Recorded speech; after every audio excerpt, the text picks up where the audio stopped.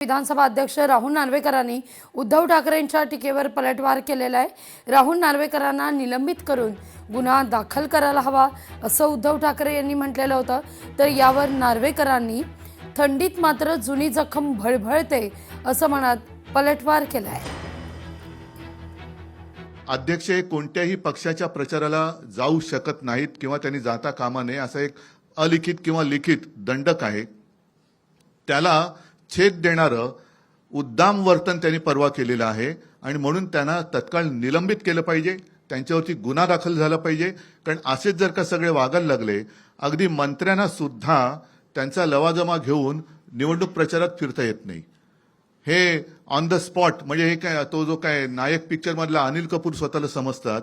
परत एकदा सांगतो, राहुल नार्वेकर यांना विधानसभा अध्यक्ष पदावरून निलंबित केलं गेलं पाहिजे, त्यांच्यावरती गुन्हा दाखल झाला पाहिजे आणि जिथे जिथे बिनविरोध निवडणुका ह्या करून घेतल्या गेलेल्या आहेत तिकडे निवडणूक प्रक्रिया ही नव्याने राबवली गेली पाहिजे। उद्धव ठाकरेंच्या केलेल्या टीकांवरती मी लक्ष देत नाही, कारण जुन्या दुखण्या ज्या असतात, जुन्या जखमा ज्या असतात त्या कधी कधी थंडीत अजून दुखून येतात, उजळून येतात, त्यातला हा प्रकार आहे।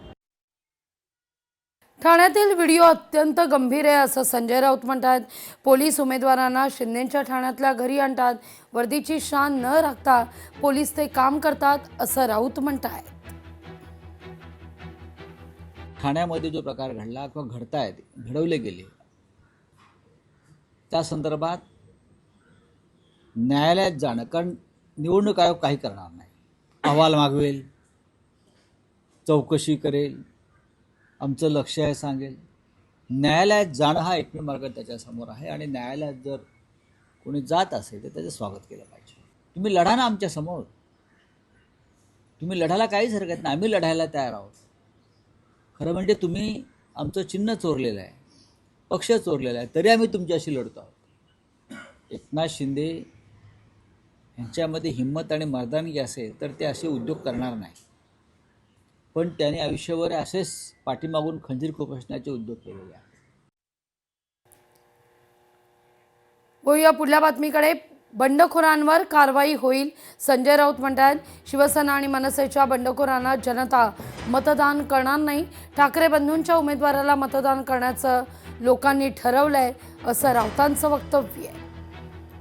बंडखोरांवर कारवाई होईल, काही कारवाया झालेल्या आहेत, पण आम्हाला पूर्ण खात्री आहे या वेळेला कोणत्याही शिवसेना किंवा मनसेच्या बंडखोराला लोक मतदान करणार नाही।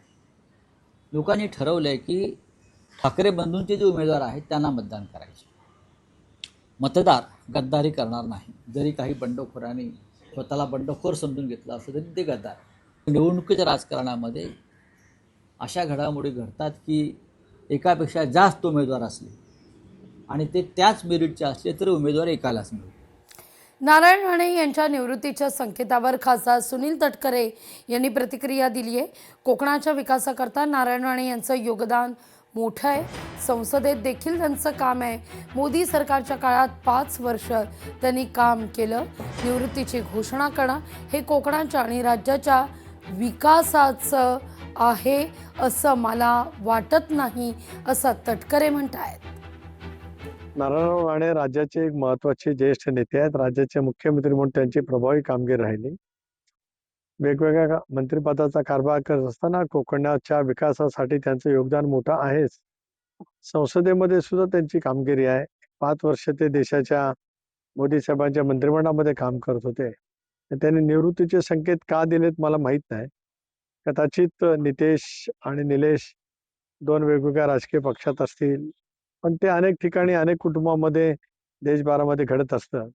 राणे साहेबांसारख्या एका ज्येष्ठ नेत्याने निवृत्तीचे संकेत देणं हे राज्याच्या किंवा कोकणाच्या विकासाच्या हिताच्या दृष्टीकोनातून योग्य आहे।